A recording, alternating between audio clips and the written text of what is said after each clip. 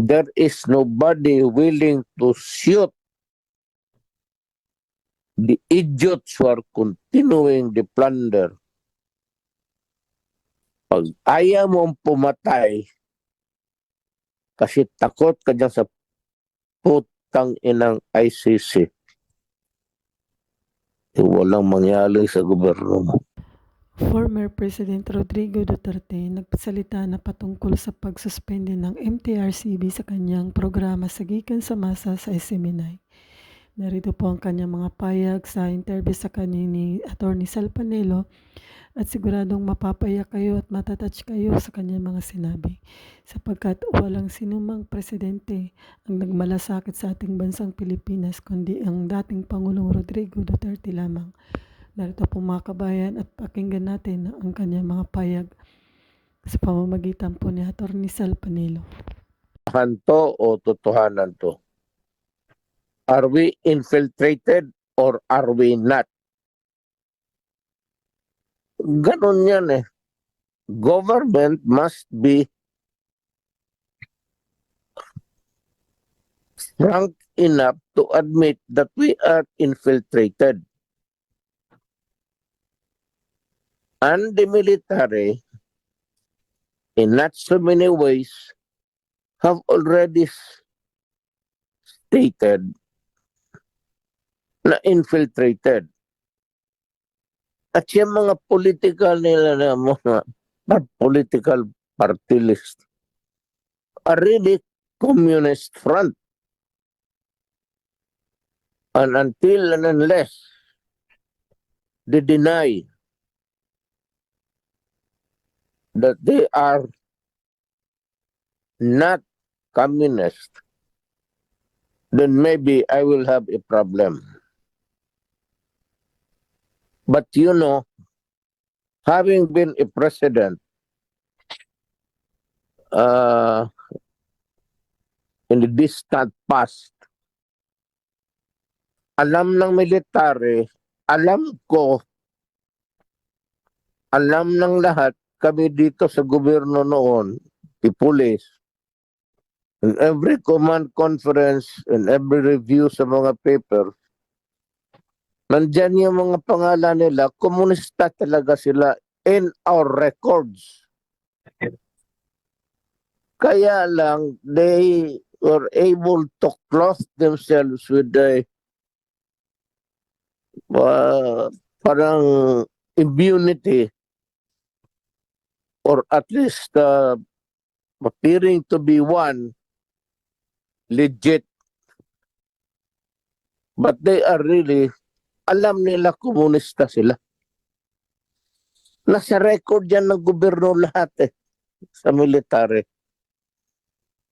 Kaya pag nagkaputukan dyan,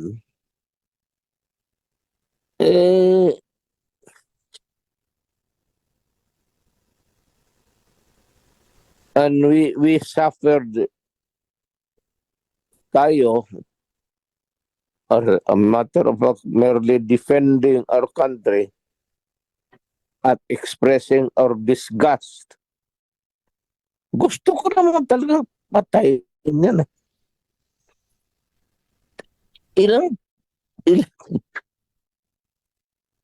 Ilang sundalo kaya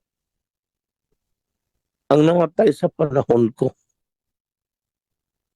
And each and every one of them nakaburo sa mga probinsya, I go to the bereaved family. Diyan ako nabugbog sa even at night. Maglanding ako sa isang airfield tapos mag-travel ako many kilometers just to visit the bereaved family. Bakit hindi ako masaktan? Yung peace talks was terminated by me during my time. If you remember, the military, I'm sure, I am very sure they were listening to our talk, to my talk with Sison when he was alive. May he rest in peace. We started with well, the usual greetings. Musta ka? Musta pamilya mo? And then when we got to review the papers that they submitted after they were invited to Malacanang, nag-iiba na yung interpretation nila. Sabi ko, why are you putting a new definition of these words? I'm pretty sure that the dictionary in Norway is fundamentally the same with all dictionaries used in schools everywhere. Pagkatapos we ended up, nagmurahan kami, pinutang ina ko siya. Sumagot rin siya ng putang ina mo. Sabi ko, putang ina ka. Sabi ko, huwag kang umuwi sa Pilipinas, papatayin kita. That was the saga of the peace talks during my time. So it was terminated. Sabi ko, no peace talks anymore, ever. So apparently that exasperation, a caveat, was only good for my term because a new president can initiate another. Pero wala na. There's no sense in talking to this guy. Wala, ang gusto lang talaga nila is to gather momentum. And they can achieve the dreams like amount in parity with Mao's achievements. They are itching to take over. Alam mo ang mangyari sa atin? Nangyari sa Cambodia, sa Pol Pot. They will kill all doctors, nurses, padala doon sa bukid patanimin. At that is why Pol Pot killed millions of his fellow men. Isang ulol yun, komunista, kagaya nila. Kaya hindi, you can, maybe by this time you can read my mind ng galit ko sa ano. Talagang totoo yun. Talaga kayo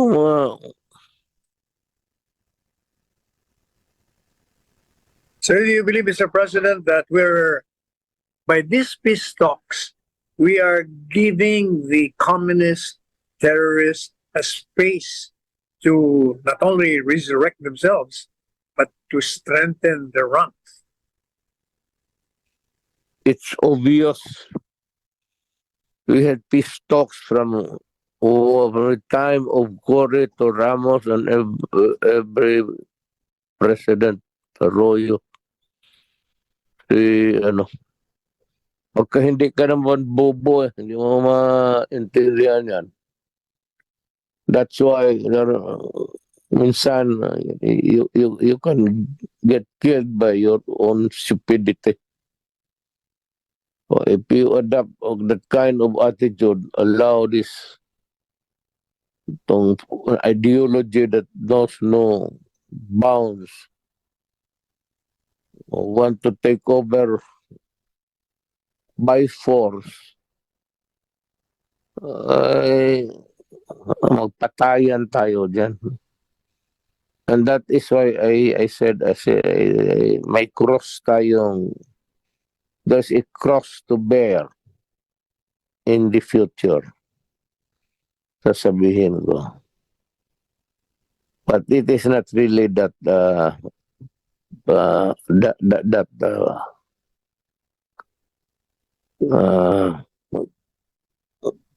gravity is not that it does not amount to any extreme suffering. What it will bring us to a spasm, because I think that the nation now, let me repeat it to the Filipinos, the nation or the government, rather, be precise, the government at present hangs in a balance. Whichever the scales I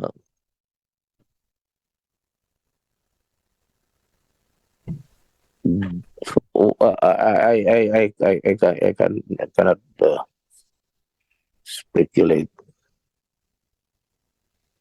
But really, if you ask me,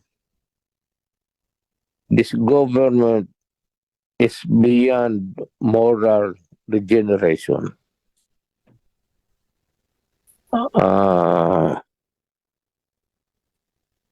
Hindi na makontrol yung corruption. There is nobody telling everyone to stop.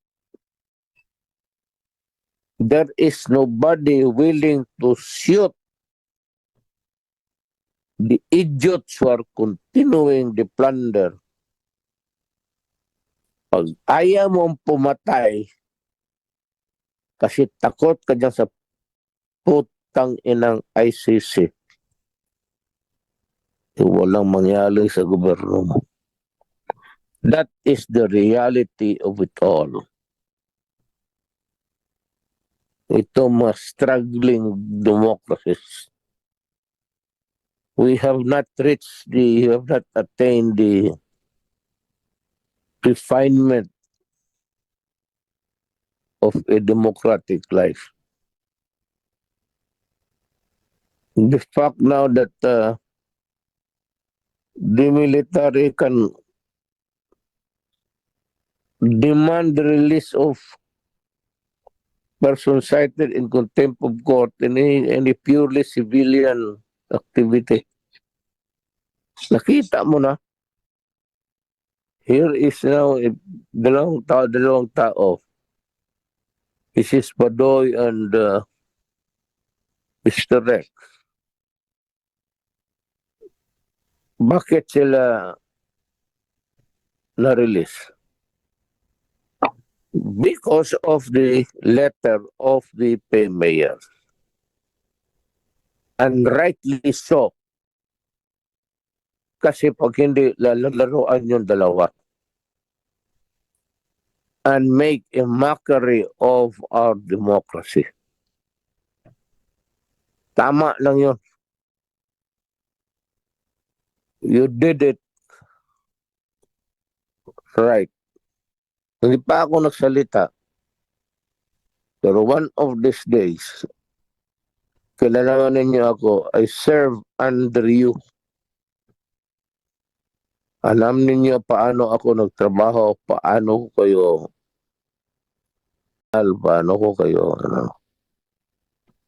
Huwag na lang tayo magkwenta-kwenta sa, pero alam niyo ang puso ko para sa inyo. Not because I was expecting at the time when I did it that something like this would happen, that you will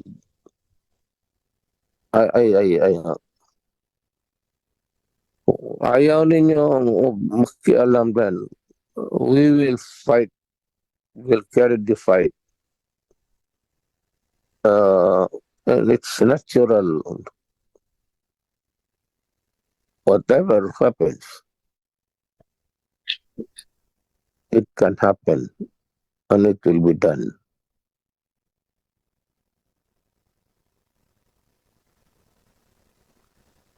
If you were to decide, Mr. President, what do you think is the correct political posturing by this administration currently to neutralize whatever?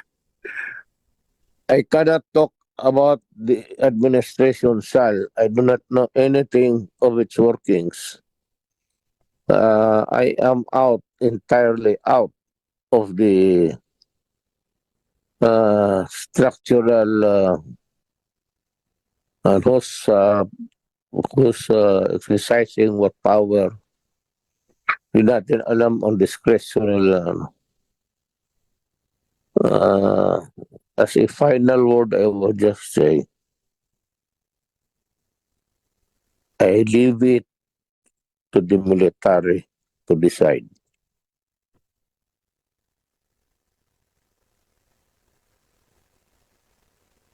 Now going back, Wala na.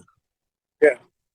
There can be no room for correction or moral regeneration. Too late for that. Too late in the day. It has long been incoming. Long time ago. Even during my time.